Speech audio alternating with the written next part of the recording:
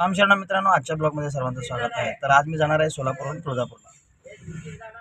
तर मित्रांनो, मी आलेला आहे कस्टमरच्या घराजवळ. तर यांचं घर आहे स्वागत नगरमध्ये. तर पाहू शकता हे त्यांचं हॉटेल आहे. हॉटेल सध्याला बंद आहे. सरासरी 1 तासाच्या प्रवासानंतर मी आता आलेले आहे तुळजापूरमध्ये. तर तुळजापूरच्या पार्किंगमध्ये थांबलेलं आहे. मित्रांनो, बघू शकता तुम्ही तुळजापूरच्या पार्किंगमध्ये गर्दी किती आहे. भरपूर आहेत गाड्या मित्रांनो.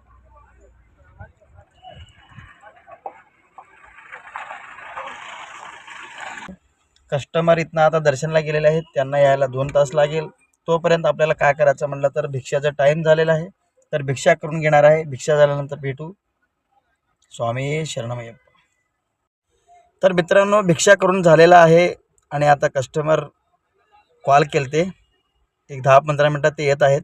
तर त्यांना घेऊन सोलापूरला जाणार आहे.